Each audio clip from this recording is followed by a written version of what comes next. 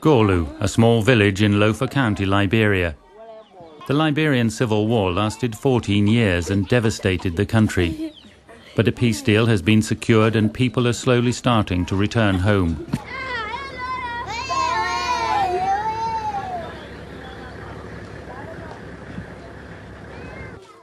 As Town Chief Louis recalls, Gorlu experienced the worst of the fighting. This is the place that ICRC built for us.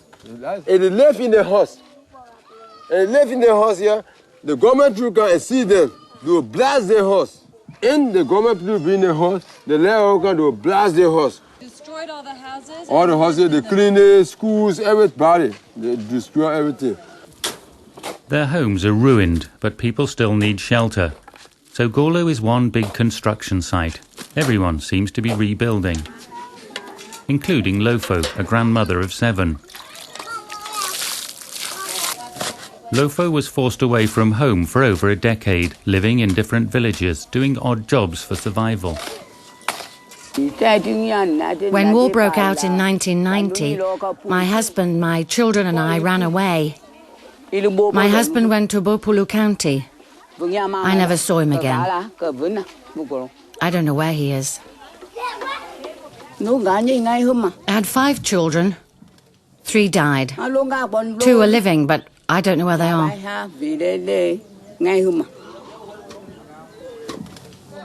Every day, Lofo makes bricks for her new home, by herself, by hand, from scratch.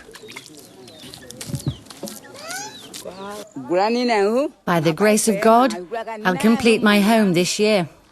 But before she can do so, there is a problem.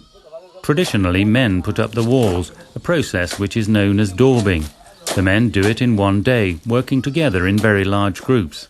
It's the custom that the homeowner provides a meal for everyone. But with no men left in her family, Lofo has been left out of this labour exchange. Talking to the villagers, the ICRC tried to find a solution. They give the widows food so they can make a meal for the men making the walls of their homes. The help targets women, but it's shared by the whole community.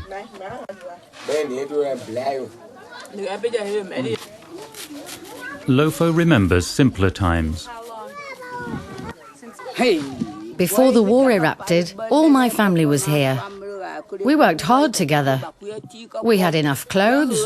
We grew our food and bought our own clothes. Things were fine here. We even had a pepper farm.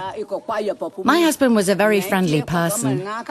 He treated me very well. Was he handsome? He was very handsome.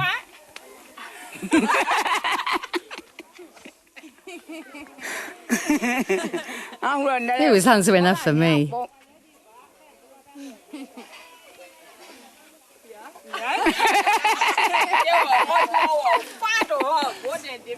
During the war, families were torn apart, often separated in the chaos of an attack. The ICRC, working with the Liberian Red Cross, has set up a system to trace lost relatives. As one of the few people who can read and write in Gorlu, Esther has been assigned to the local tracing booth. I sit here every day, Monday to Friday. If the person don't know how to write, I write for them. The bulk of Esther's work concerns children separated from their parents. Adults can also use the Red Cross letter writing service to help find one another. Some were found in the displaced camp, some in the video club, some in the market ground, because they will not have sleeping place. There where sometimes you find them.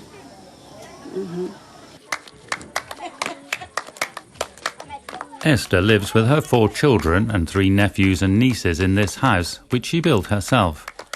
During the conflict, Esther fled to the bush. She lived there for several years, at the mercy of the armed men controlling the area. The bush can be risky. I saw people killing in front of me. Or I saw the dead body, the gun were looking like this. I was afraid to pass there. She saw what happened to a woman who was thought to be a spy. They grabbed her. They used the knife, they cut her throat. She was yelling. But her mother was in a place there. They told her if she cried, they were going to kill her. Her mother was in that town. In spite of all they've been through, or perhaps because of it, the people of Gorlu are quick to laugh. Esther jokes with her baby boy about sending him to the capital city stark naked. How you go, you naked? When you pass in and they say, oh, that bought naked passing, or that man from Lova with big pot. Women in this part of Liberia need basic items, food, water and shelter.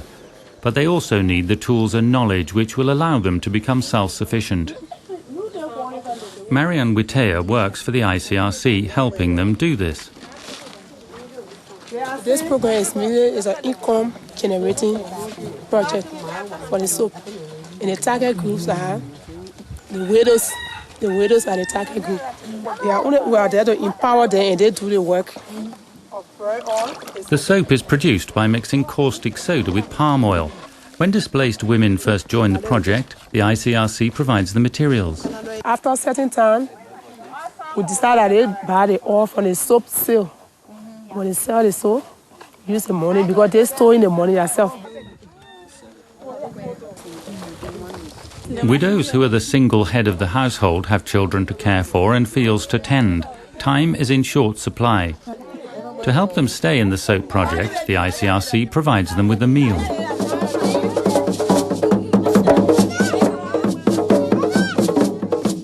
The people of Gorlu are coming home.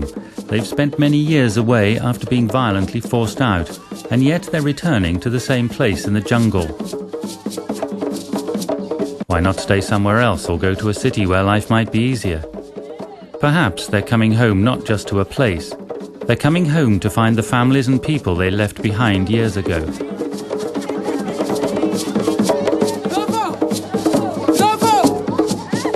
They've come home to find each other.